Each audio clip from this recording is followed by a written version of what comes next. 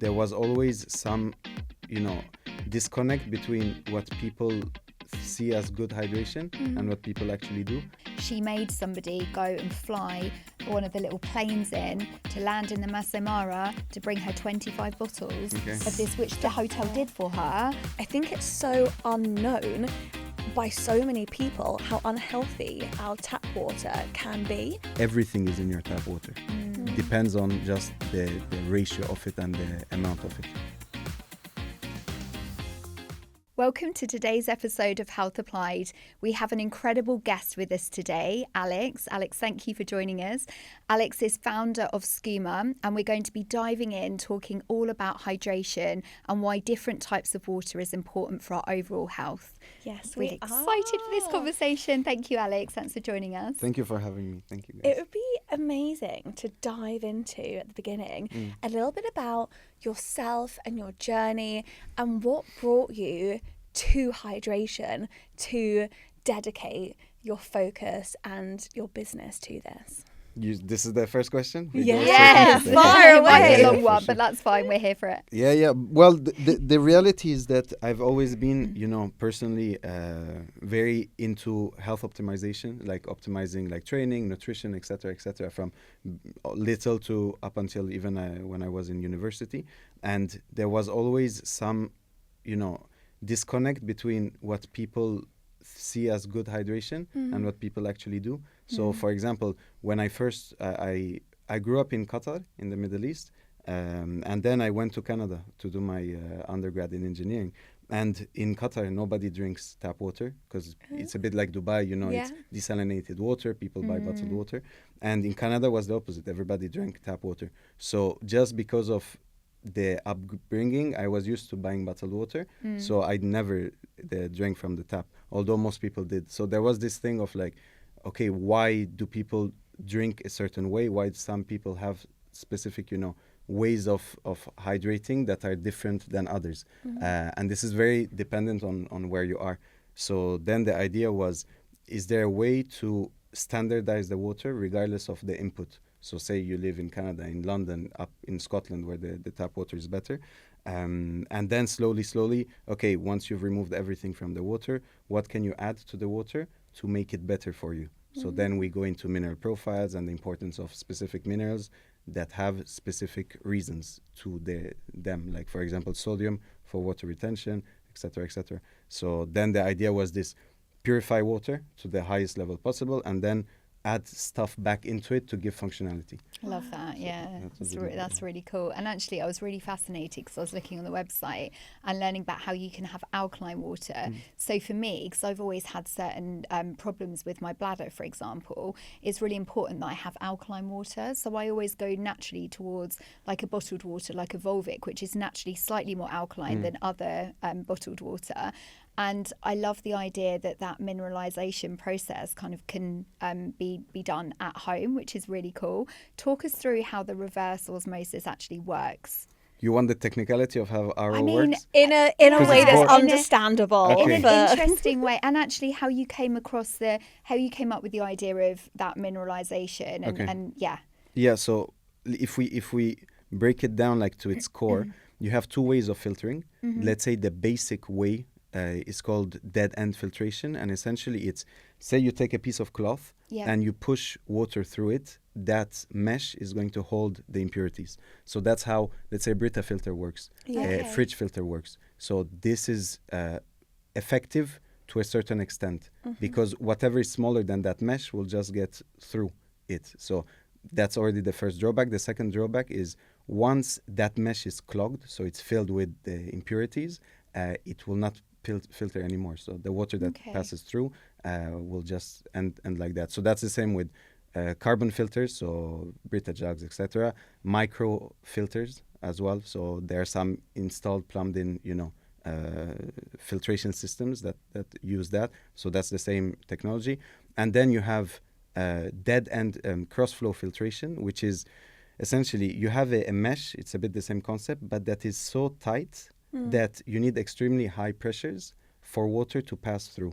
And it's not only the pressure that allows the water to pass through, is the osmosis effect. And the fact that you're adding the pressure makes it reverse osmosis, and I'd have to have a paper to draw it, but essentially the water molecules go through that mesh into a center tube that then stores the pure water.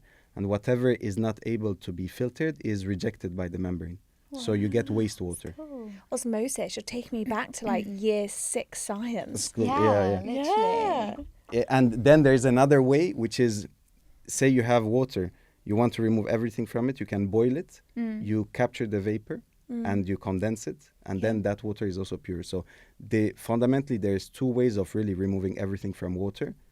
Is either by reverse osmosis, so what I described, or distillation, which is boiling the water and then condensing it. And the method that you use in your solution? Yeah, so we use reverse osmosis. Why? Because boiling water and condensing it is very energy hungry. So it takes a lot of energy, it takes a lot of time. So you could buy on Amazon for 20, 30 pounds a home distiller. Some of our old customers had that as a solution.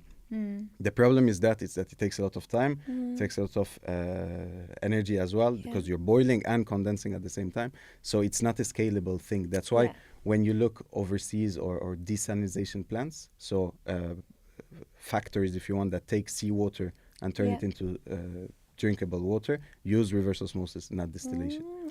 There are some that do, but most use reverse osmosis. And I feel like the way the world is going, people are becoming more health conscious, which is wonderful. It's what we want. Health is wealth.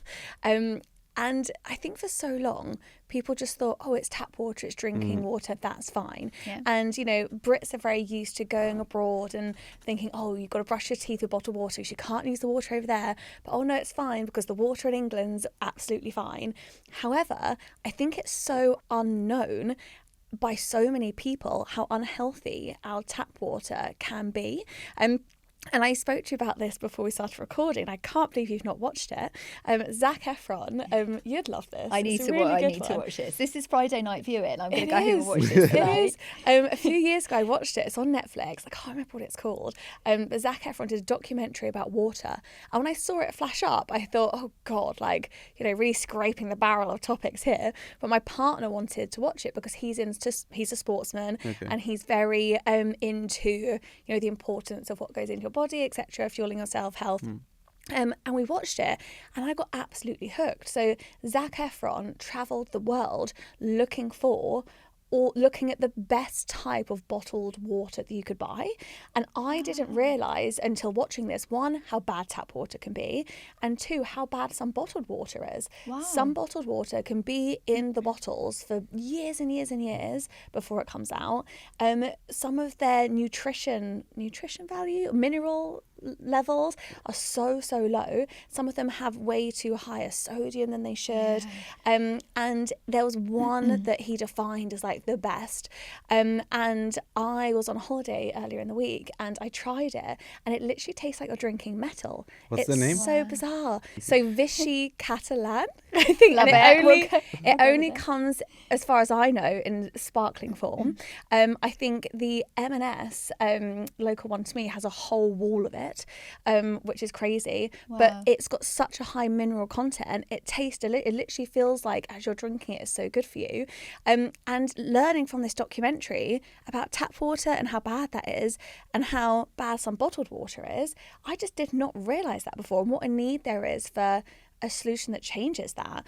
I guess through your research and development of it, did you find any insights around how bad tap water can be or bottled water? I know you were talking about bottled water absorbing like the contents of what it's in. Yeah, no, it's water in general absorbs as it is the universal solvent. But like, for example, you mentioned that brand, the sparkling water. Perrier has a huge scandal. Now Perrier don't do anymore. It doesn't exist anymore. Perrier basically have a huge scandal with contamination in the bottles. The glass ones. I'm not even talking about the plastic ones. The glass. How does that happen at source? At source, or maybe during the process, because all water is filtered. Even your bottled water is still filtered after being taken at source. What was it contaminated with? I forgot, some like heavy metal or some traces of certain things. I don't think it was disclosed. But in France, I was before yesterday in Paris, and the waiter said we don't have any more Perrier. Because of that. Crazy. So it's a real thing. It's not only tap water, bottled water or stuff. Is any water will have something to it. You will never get like completely demineralized everything water, because the moment you put it in a cup, in this or that, it's going to take some of it. So the best way is what we call point of use filtration, point of use purification, is the closest to the end customer. Because, for example, the Thames water does filtration before the tap water goes into your house, but there is, from that station until your mouth in the glass, all this that they don't know what's happening. I've never thought about that In the before, pipes. ever. In the pipes. It's crazy. Do you know, when it was many years ago, maybe 12 years ago, I was on safari in Kenya, in the middle of nowhere, literally, and there was a lady kicking off because she wanted a very particular type of bottled water, and she said she had to have a certain sodium level within the water. She made somebody go and fly one of the little planes in to land in the Masai Mara to bring her 25 bottles of this, which the hotel did for her. What a I was just nutter. like, this is wild. But do you know what? She was actually probably really ahead of the time, because this was years and years and years ago, but she was hell-bent that, and she was talking to everyone at dinner and saying, I've done all this research and I feel really passionately about having this particular type of water because of XYZ, which everyone just thought it was a bit weird. Whereas now, because like you were saying, there's such a focus on wellness and why that's important, and I think crazy. that's changed She wasn't. things. Sounds like a bit of a nutter though. There's a balance. Or she has a lot of money and she can afford to do this. Yeah, I mean, But you know, same like one diet is not applicable to everybody. No. Is the same gonna with ask you about hydration. this. Like one type of water is not applicable to everybody. Everybody is different. Everybody's, physiology is different, and your body reacts differently to anything you consume. So it's like saying people, it's not fear mongering about tap water. Go and drink tap water. You won't die. But it's you go and eat McDonald's, probably you won't die as well. But it's a question of, is it something that I care enough? Something that's going into my body every single day? Is it something I care enough to try to optimize? So the logical question for especially our audience of like biohackers, longevity, health and wellness, practitioners, the answer is yes. And what we've developed is the single most transparent way for any customer to control what they're consuming every single day. And how does an individual know what is the right profile for them? Saying it's like individual to them and their needs. How does one know what their needs are? Yeah, so it's a very good question, and it's preempting what we're building in the future. But essentially today we have, so how the unit works is you have the countertop system, purifies the water, or you can add Coca-Cola, anything, it's going to purify it. The dirtier, or let's say the more far away from pure water your tap water is, you'll get more reject water. And that's a big difference between a carbon-based filtration like a Brita filter is you don't change your filter, it will stop purifying. And even worse, it's a bacteria nest because it's damp and wet and it's like stored. Whereas with Sküma, even if you don't change your filter after a year, we say you need to change it after a year. Even if you don't change it, the water quality doesn't get worse. It gets better over time. You just get more and more wastewater. There's a small sort of chamber at the back. So that's a big benefit. That's really cool. Yeah. And then we have 3 different mineral profiles. So one that is soft, that is sort of for everyone. It's a really light mineralization, something like Fiji, very, very light mineralization. That's, still good. Second one is Mineral Plus, and that one has higher mineralization. So something a bit closer to Evian in terms of, composition, and with sodium. So the sodium is here for water retention. It's a bit more the athletic profile. Yes. But it's really the customer to determine which one. And the last one is the alkaline one, which is higher pH. So we increase by 1 point the pH and relatively high amount of potassium. That's good for muscle contraction, including during digestion. So it's a pre-approved claim. And the alkalinity, because you mentioned alkalinity. Yeah. Alkalinity is something that's debated to some extent. Does it help or not? The reason why we developed it is we work with the big French football club that's extremely popular at the minute, let's say, without naming who it is, that they use more alkaline. So yeah, essentially that's why we developed it. And they use, for example, sparkling water that's more alkaline with their players. So it's something that helps for recovery. Yes. So it's not us making the claim, is we use what people do. And if those minerals are also good for you, why would everyone not just have the profile with the highest amount of everything? Because it depends on, so it's not only about the water composition, it's the taste is extremely important. Okay. And that's something we've seen after we launched the product, was that we give the 3 profiles by default with any starter pack, and people tend to go towards the one that tastes the better to them, and everybody is very different. Like the brand you mentioned here is very highly mineralized, so you might love it. Some people say it tastes like tap water. Oh, I think it tastes like metal, but I love it. Yeah. You feel like you're just drinking so much goodness. It just tastes so natural. But you said you liked salmon earlier today with the taste of matcha, Yes. so everybody is super different, you know. So yeah, why the taste is super important is that when something tastes good, you consume more of it, and fundamentally, if you drink more water throughout the day, you'll be healthier. Yeah. So right now, it's a, let's say, not super precise way for people to choose their mineralization, but what the objective of Sküma is, and what we're building is what Aura has done for sleep optimization or Whoop have done for training recovery. We are doing the same for hydration. So we're building it's a long thing, but SK2 is like a digital platform that takes this data, physiological data, and depending how you slept last night, the water you'll dispense in the morning the quantity will be different, and the composition of the water will be different. That is incredible. That is so clever. I absolutely love that. I love this, and I would be all over that. And I heard someone on Instagram, I think they're quite a high-profile DJ, do a video the other day on, stepping back for a minute, just controversial, like, how far is too far for biohacking? Like, how much control is too much control? Because I think that sounds amazing. I love that. Yeah. But being devil's advocate, like, will people get obsessed over it? It's a valid point. It's a valid point. Like, the problem is, like, today, you say we need to be like, go back to our roots, we're cavemen and this and that. Go to a river and try to drink the water, you'll die from it. There's bacteria, maybe an animal died upstream. Like, there's no more. When it comes to purely water, with putting aside hydration, there is no longer like the image of like pure full of pesticides. Everything is the water today doesn't exist pure good water for me. So you'll have to process it in some way. And that's what we're offering. So.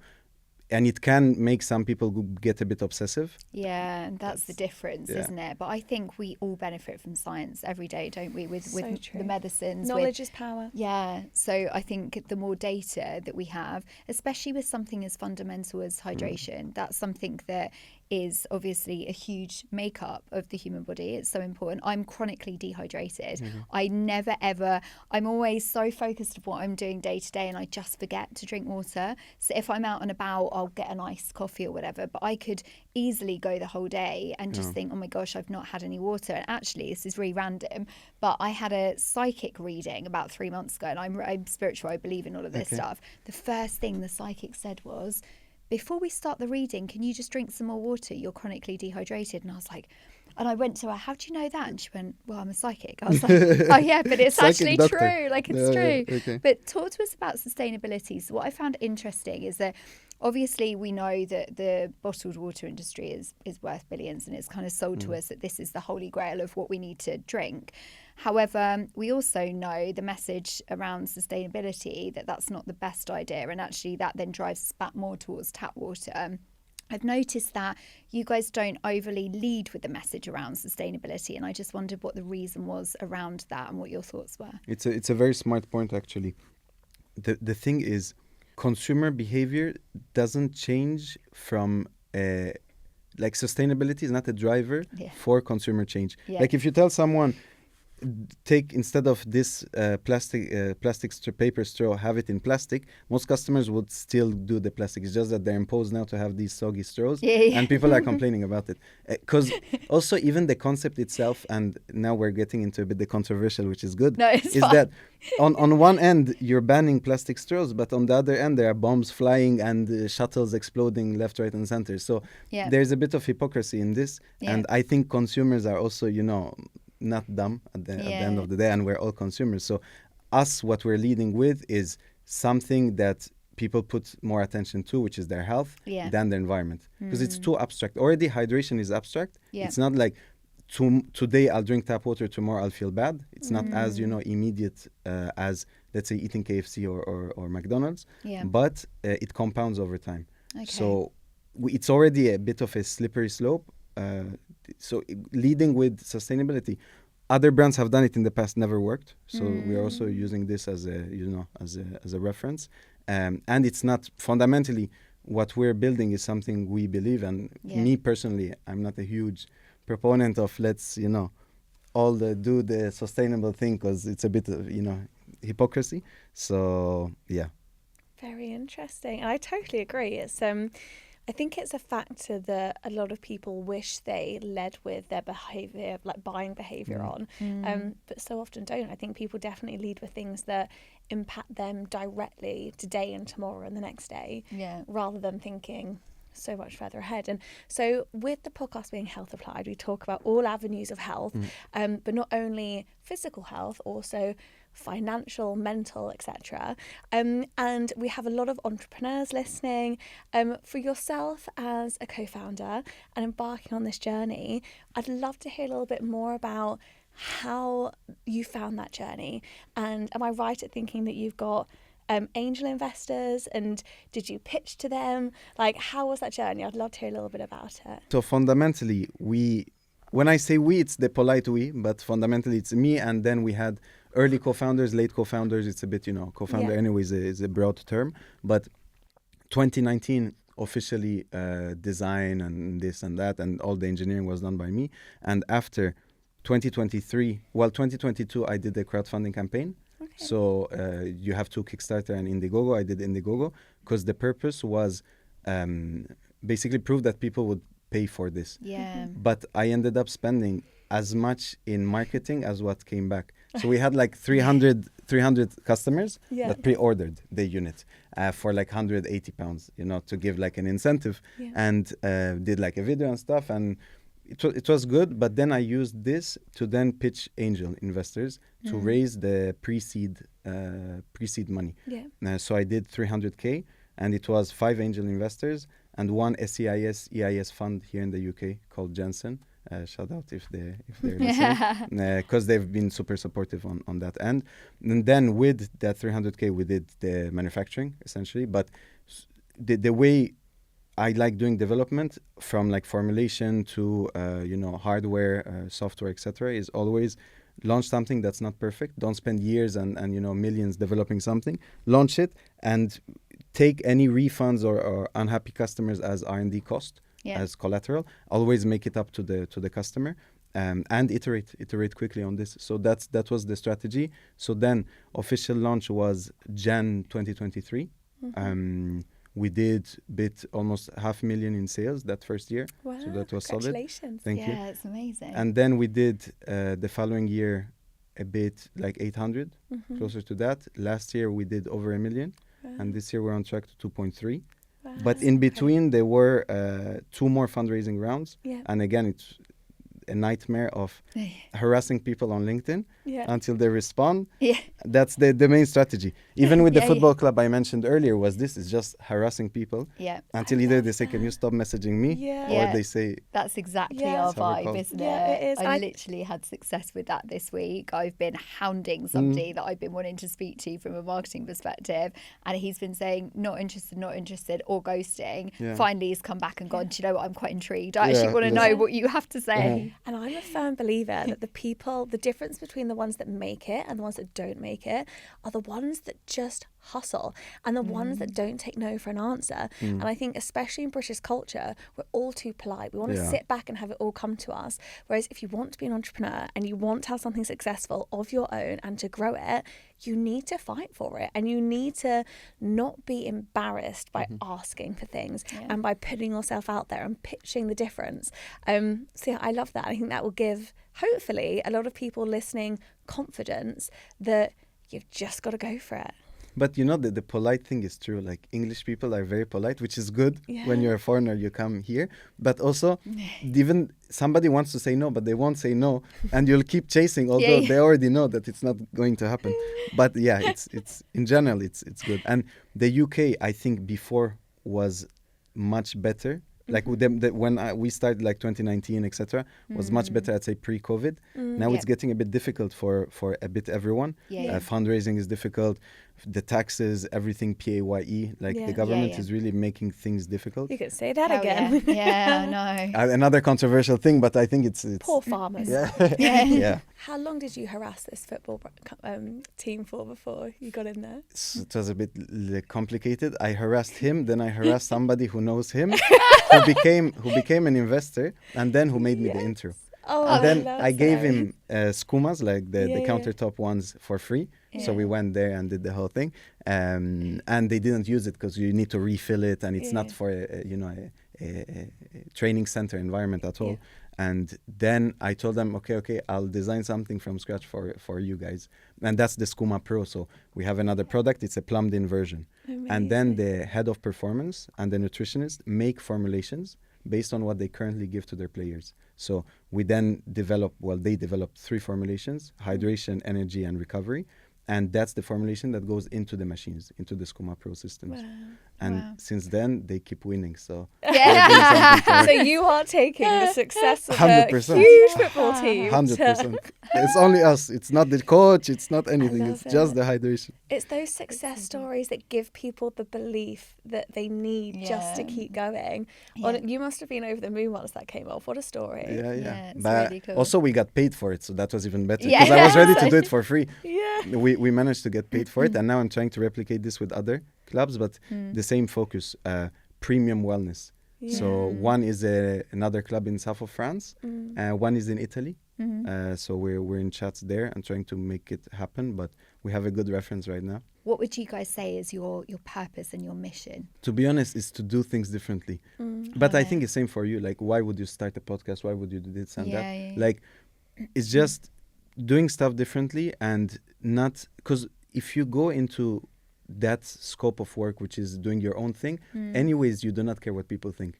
Fundamentally, because if you were to listen, you wouldn't do anything. Like I have a pink telephone and like stuff like this. That so fundamentally, it's that going against the grain and trying stuff. And I think us, like people who start things and really follow through, we're a bit more risk takers than the rest of the population, and fundamentally it will reward at the end of the day. Even if your stuff fails, at least you learn and then you start something else and all. So the quick answer is just doing stuff that people generally wouldn't be doing. But I think that applies to anybody who's doing their own stuff. So. Yeah, I think it's about trying to rewrite what's been done before and rip up the rule book a bit. It's so easy just to think, oh, there's a solution for this in place, or that's already been done, or this is a brand that covers that off. But it doesn't mean that's the best solution there is. It doesn't mean it can't be bettered, or it's outdated, or it's got comfortable, or it's not been advanced through scientific developments for it to be as enhanced as it possibly can do. And that's why I think through Health Applied is incredible to bring out those health messages, because so many brands that we work with, they have an incredible health message to them that is overlooked and they don't shout about it. But I think health is the biggest driver for consumers, especially as the market is evolving. So I think you definitely hit the nail on the head there. And also there's a lot of, not ignorance, but sort of like miscommunication or misconceptions in health in general from everything, like electrolytes, this will help. I hate electrolytes. I don't know if this is controversial, and you can educate me on this, but often at an airport is the moment I think, oh, I feel really gross. There's not a Joe in the juice here that I can get like all these vegetables into me. Everything you look to eat or consume is so processed. And often I've thought, I know, I'll go and buy some electrolytes. Okay. So I get a bottle of Evian, whatever, and some electrolytes. I've done it about 3 times. Every single time, after I put the electrolytes in, I have like 2 sips and I throw it away. It's disgusting. It just tastes so processed, so sweet, so vile. It's like fluorescent pink.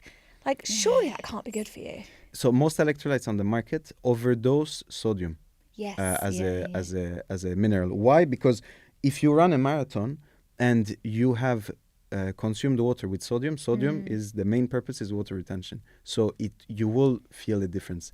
Same like you go on a flight for, let's say, 10 hours, you get dehydrated at a rate that you don't even notice because you don't sweat, but you're getting extremely dehydrated, so people have headache usually, and the electrolyte will help you with the headache if you took it before the flight. But the taste is a problem, and also the overloading of everything like maltodextrin, flavorings, etc., make it tastes so artificial. Yeah, it's difficult for most people, but on the other hand, so some people really hate them. On the other side, it helps a lot of people drink because they like the flavor usually of the electrolyte that they use. For example, recently there was a scandal. I don't know if you know Liquid IV, the electrolyte brand in the US. Many women drink it, like it's for some reason more of like a women thing, and they have 1 gram of sodium per.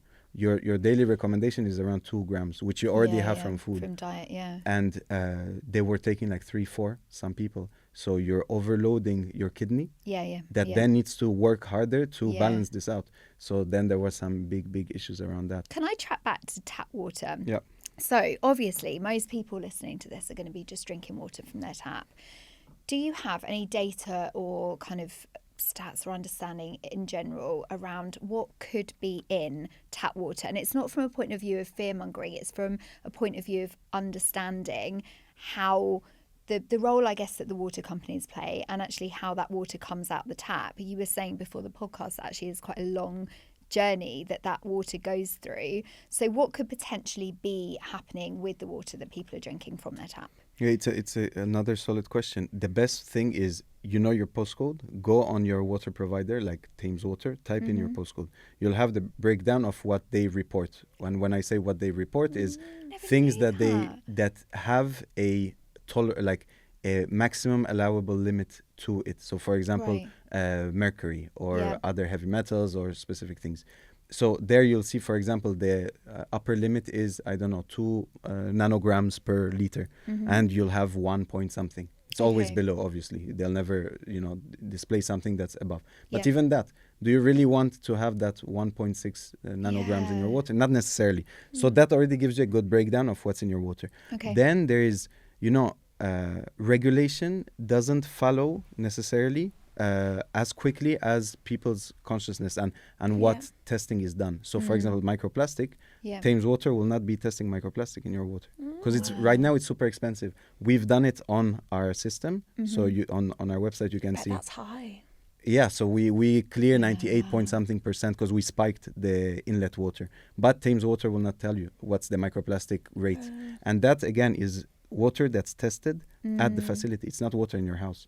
So if you have lead pipe, a dead rat maybe upstream somewhere, that's what you'll be drinking. So the only time tap water quality becomes a scandal is when people get affected by it. And then there's PFAS. PFAS are forever chemicals. It's something a bit less known in the UK, but in France, they have big scandals because whole regions have been banned from drinking tap water by the municipality, literally in the last few months. And there was also a couple scandals here. And PFAS is from what? Let's say 100 years ago, there was a paint manufacturer somewhere that dumped something in the water. PFAS, you cannot eliminate. It's something that will stay wherever it is forever. So if you consume it, it will be in your body. And there is like crazy studies, not to be too much in the fear-mongering stuff, but crazy studies as to the levels of this PFAS. And you have millions of different PFAS. To date, in Europe, not yet in the UK, but Europe are more ahead than the UK. There are already like a couple hundred that have been identified, and they have set an upper limit. But that upper limit, again, is fake because how do you know what's the impact of 2 nanogram of that specific PFAS 30 years down the line for a child? Yeah, that's you scary, don't know. Isn't it? So really scary. We don't use this in our marketing as a core thing because, again, us, it's more of a positive thing, like optimize your health and all. But our customers in general have some sort of idea, like say they read something about microplastics in water or in your brain or this or that. And this is factual data. It's not, speculative stuff. But to answer shortly your question, everything is in your tap water. Depends on just the ratio of it and the amount of it. Wow. Big opportunity for improvement. So today we have a girl with us on her work experience. She would love to come and chat to you, Alex, and she's got a couple of questions. Was Sküma designed for the UK or for other countries? It didn't have very clean tap water. It's a great question, and it's something I touched on a bit before you came. Regardless of the water quality you input into the unit, it will always give you the same result.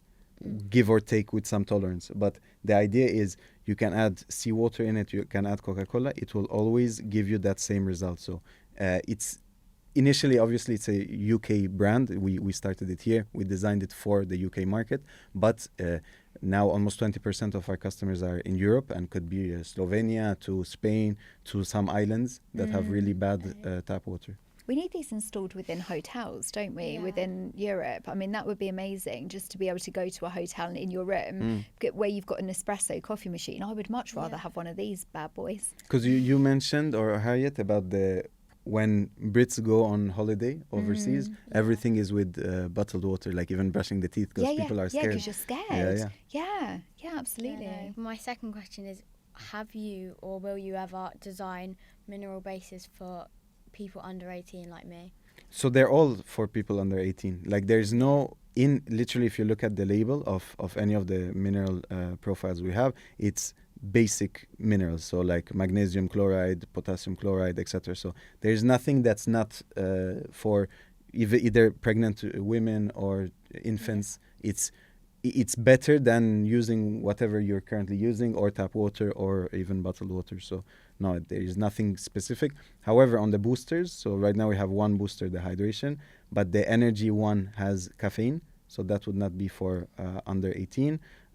But it's natural caffeine. It's from guarana and mate, if you know the plants. So yeah. So I don't like drinking water that much because I have squash in a lot of my drinks. Okay. So would I like that more than my squash I have right now? 100%. That's a bloody good question, Amelia. I love this. It's a good marketing for us also. 100%. Like if you taste, because we have even testimonial of customers where you see their child like going up to the unit and using it, because the taste of the water will be like night and day. You will really be able to taste this, and I can guarantee you'll use less of the squash.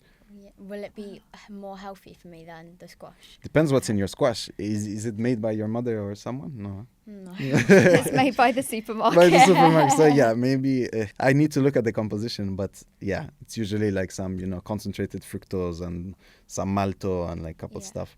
So it's not great. I think we're going to have to chat to your mum about investing in one of these machines, aren't we? It sounds good. And then you can be a proof point. You can do a little video testimonial on a before and after with squash. Thank you so much, Amelia. They're great Thank you, questions. Amelia. Well Great done. questions. Thank you for all your advice. Of course. Aww. So, final question for you. Kelly and I are not so secret tech nerds, I think, from having KVA from a marketing perspective. And we are hugely into AI and have a wonderful AI workforce that's powered by humans. It's obviously everyone knows the whole world is changing, but I'd love to know from your business model and from your perspective, how are you currently using AI, and how do you see the development evolution of your business going with AI? I'll keep on the controversial stuff. Yeah. I think from a marketing point of view, right now we've changed a lot of stuff. As in, I think genuine interaction with brands is what's going to take over, because you can have thousands of UGC, fake UGC, and now it still looks a bit edgy. But in the next maybe months, even it will be fine. So we're doing a lot of events now that we would not have done, I think, in other alternative universe, stuff with sports brands and all, where customers can come and engage, try the product and all. And also you see from just what customers ask us, there's now, before it was maybe once a month, customer would say, do you have like a physical location I can come see, like you guys and all? Now it's almost every week. Wow. So I think that will really change things, and brands that will be able to adapt will be the ones that survive, that really build a real physical, connection with their customers. Yeah. I don't know what you guys' take is on this. No, I totally agree. And I think that the only thing that won't be wiped out by AI is the things that can't be replaced by it. And that is the genuine human physical interaction and connection and emotional relationships, like being actually getting involved with a product and having that emotional experience and relationship to it, that can't be replicated. I think AI can do so much for automations and efficiencies, and even from an agentic perspective, it's there's so much it can do, but I think it always, to a degree, needs to be powered by that human element. So I think it's about finding the right balance. But how are you guys adapting? Yes, interesting. Okay. So we have built a fully agentic workforce. So we have, and that's been trained by all of our teams, because ultimately AI is only ever as good as it's prompted or trained. And we have really struggled to get out the box solutions for that. There's a lot of companies out there that say that they provide X, Y, Z in terms of those agentic models, but actually they're not fit for purpose. So we've trained those from the ground up, which has been really exciting. And they've been trained by our human team, and they are powered by our human team. And I think, like Harriet said, it's that energy that cannot be replicated, but all of the kind of automatic, all of the manual kind of workflows and things have all been automated now. Even creative building? To a degree, So we've got a fantastic creative director. Yeah. His brain is, I mean, I hope that the agent learns from his brain, because it is what we haven't had anyone in creative like him before. He's amazing. However, I believe those kind of ideas and how those dots are connected cannot be replicated but by AI. It just blows my mind that every company in the world doesn't want that asset built within them. But I think there's still a lot of fear around it. Yeah, it's scary. And I even heard yesterday that a global agency that we know of, they have an outright ban on AI. And it just blows my mind. I'm They'll like, go why? out of business. They literally will go bankrupt. I think if you don't work out how you're going to be using AI, it's going to replace you, your organization. Yeah. Maybe on customer facing stuff, like, I had seen one other brand like doing water filtration stuff, and one ad was clearly AI, and they had so many hate comments like "pay your designers" and stuff, and I was like, it's true that like it That's has why the human layer matters. Yeah, absolutely. Exactly. Yeah, I completely agree. But it can be, if not, done properly. Right now is a bit of a.